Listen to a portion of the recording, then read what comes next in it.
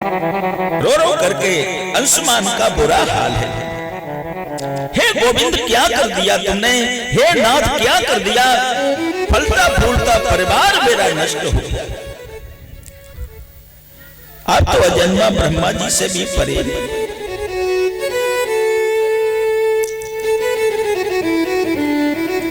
आप सब कुछ जानते हैं भगवान, आंखें खोलो, एक बार मेरी ओर देखो। कपिल देव भगवान ने आंखें खोली, मत्था मार दिया पैरों पे।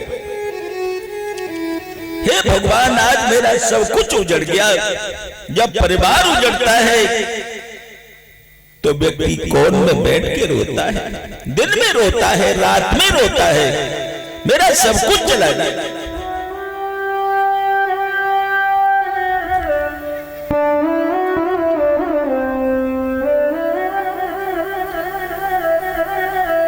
कपिल देव भगवान ने कहा, बेटा ये तुम्हारे पिता में का यज्ञ पशु है, इसे तुम ले जाओ, यज्ञ की सारी क्रियाएं समाप्त करना और तुम्हारे जले हुए चाचाओं का उद्धार केवल गंगा जल से होगा।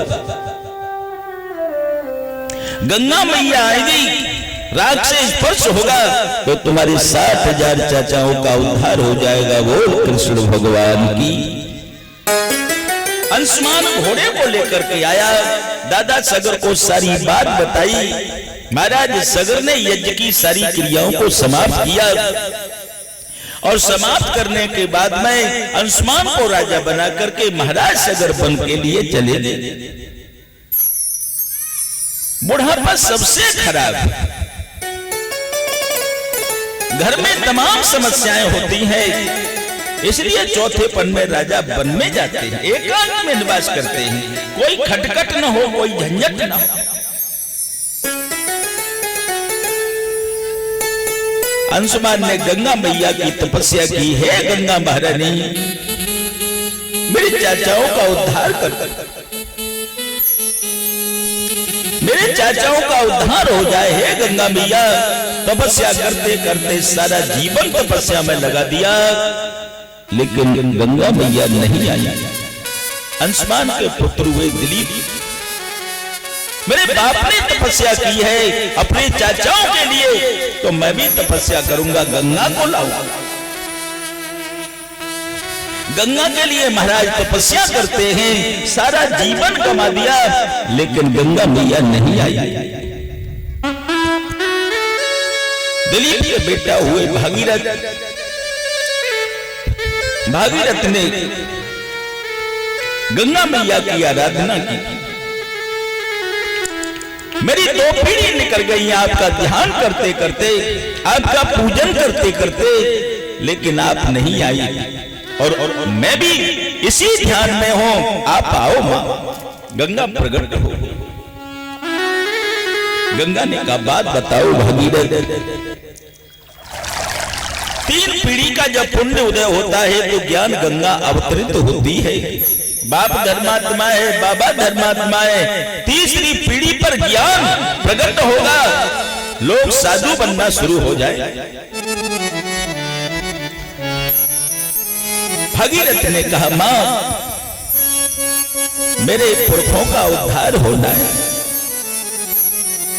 मैं चाहता हूं कि आप मृतलोक में आए, मेरे चाचाओं का उद्धार करें। गंगा मैया ने कहा, भागीरथ मैं मृतलोक में नहीं जाऊंगी। क्यों मां? मृतलोक के लोग पापी हैं, अपराधी हैं। कोई कत्ल करके आएगा, कोई डकैती डाल के आएगा, कोई चोरी करके आएगा, कोई जुआ खेल के आएगा, कोई मदिरा पान करके आएगा। जब अपराध इकट्ठे हो जाएंगे तो कहेगा चलो गंगा मैया में स्नान कर ले, सारे अपराध दूर हो जाएंगे। वो पापी लोग मुझ में स्नान करेंगे, बताओ मैं कहां पाप को धोऊंगी। दूसरा कदम, मैं स्वर्ग से पृथ्वी पर उतरूंगी तो मेरे वेद को कोई धारण करने वाला होना चाहिए, और वेद को धारण नहीं करेगा तो मैं पृथ्वी को फोड़ करके रसातल में चली जाऊंगी। बोल कृष्ण भगवान की। भागीरथ ने कहा, मां, जिन्होंने लोक परलोक धन संपत्ति स्त्री पुत्र की कामना का त्याग कर दिया है, जो सन्यास लिए हैं, भगवत भजन करने वाले सन्यासियों के द्वारा आपका स्पर्श होगा तो सारा पाप आपका जल जाएगा। गंगा पर जब पाप लदता है तो गंगा ओला के रूप में आपको सारा पाप उड़ेलती है।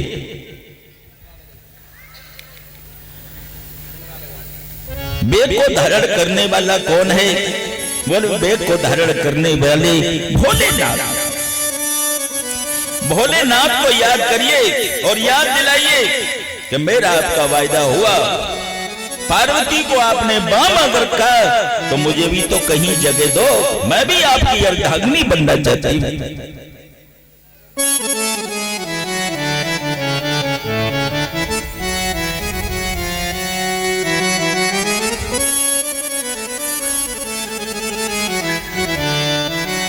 मैं भी आपकी अर्धांगिनी बनना चाहती हूं।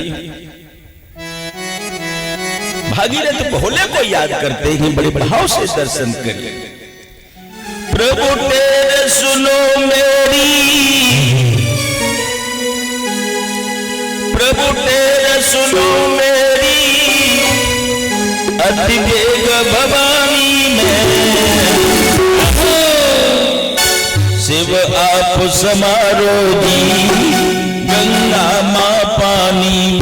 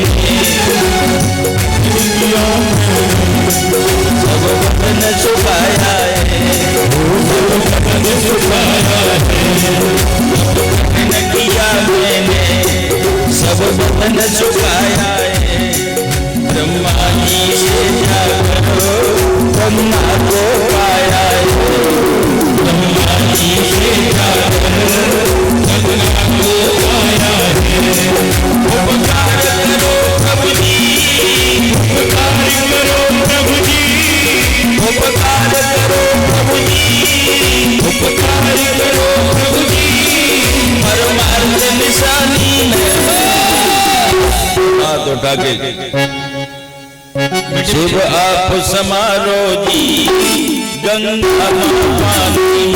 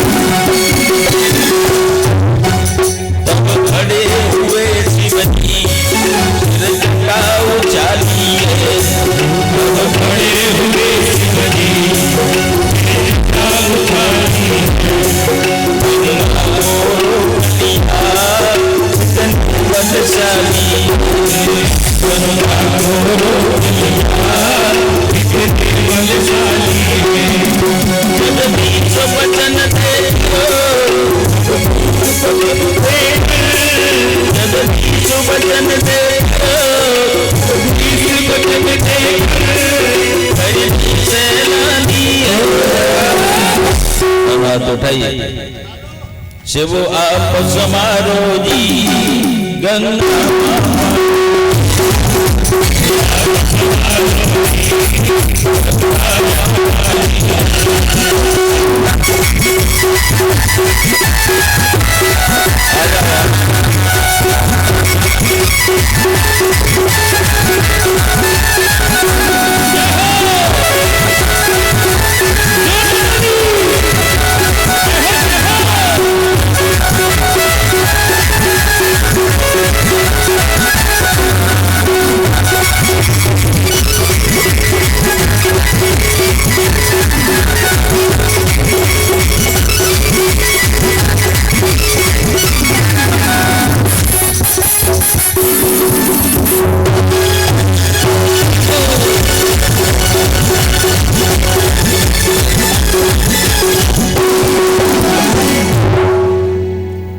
गंगा मैया ऊपर से उतरी, भोलेनाथ ने जटाओं में धारण कर लिया।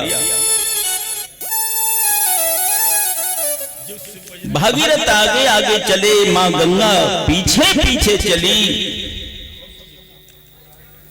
आगे जनहू ऋषि की झोपड़ी पड़ी। तेज वेग के कारण महात्मा की झोपड़ी गंगा में चली गई। महाराज जनहू ने देखा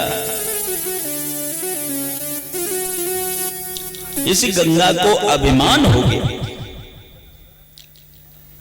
महाराज जनहू ने अंजलि लेकर के धीरे धीरे गंगा का पान किया और सारी गंगा को अपने पेट में रख लिया। महाराज भागीरथ लौटे, पीछे गंगा दिखाई नहीं दी। भागीरथ ने कहा महाराज मैं आपको प्रणाम करता हूं, मेरी गंगा कहां चली गई?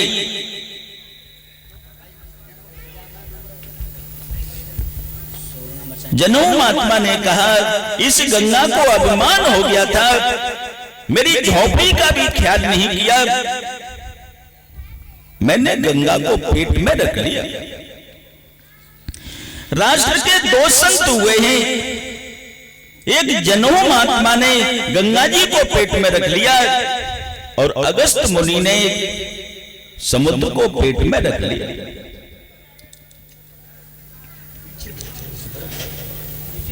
भागीरथ ने प्रार्थना की मेरे पुरखों का उद्धार होना है, मैं चाहता हूं कि मेरी गंगा को निकाला जाए। ज्यादा उन्होंने विनय की, महाराज प्रसन्न हो गए। महाराज ने कहा मैं मोह के द्वारा गंगा को निकालता हूं तो लोग कहेंगे महात्मा ने कुल्ला करके फेंक दिया। मैं पेशाब की रास्ता से गंगा को निकालता हूं, लोग कहेंगे महाराज की पेशा है, गंगा को दूषित माने। जनहू महाराज ने अपनी सीधी जंगा को फाड़ा और सीधी जंगा को फाड़ करके गंगा को प्रकट किया, जिससे गंगा का एक नाम जाह्नवी गंगा पड़ा। आगे हिमालय पहाड़ मिला, पहाड़ से गंगा टकराई। भागीरथ से कहा ऐरावत को बुलवाइए, पहाड़ तोड़े। ऐरावत हाथी से कहा तो मदमस्त हाथी मदहोश में बुरी बात कहने लगा। भागीरथ से कहा तुम लिवा के लाओ।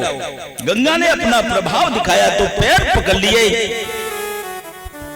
पहाड़ को तोड़ा गया, गंगा आगे निकली। जनहू ऋषि के आश्रम से चल करके पहाड़ से निकल करके कहा महाराज कपिल के आश्रम में पहुंची, जहां 60,000 पुरखों की राख पड़ी है। राख से जैसे ही स्पर्श हुआ 60,000 पुरखों का उद्धार हो गया। यज्जल स्पर्श मात्रेर ब्रह्मगण हता अपि सगरात बजात गम जंगो केवलम दे भस्वमी। जहां सगर पुत्रों की भस्मी पड़ी, गंगा मैया का स्पर्श हुआ, सभी 60,000 पुत्रों का उद्धार हो गया। गंगा हमारी मां है। जब भी स्नान करने के लिए जाएं तो गंगा में दीपक देकर के आए। दीपक देने से कई फायदा हैं। आपके गांगी नहीं निकलेगी, बातों नहीं निकलेगा, थोड़ा नहीं निकलेगा। गंगा के किनारे धूप बत्ती जलाएं, गंगा से प्रार्थना करें, हे मां हमारे घर में कोई संकट न हो, कोई परेशानी न हो, किसी तरह का कोई परेशानी न हो। आपके घर में कोई संकट नहीं होगा। सुखदेव जी कहते हैं राजन, एक गंगा मैया का कीर्तन, तेने पापी ते सब तारी, तेरी जय होए गंगे मैया।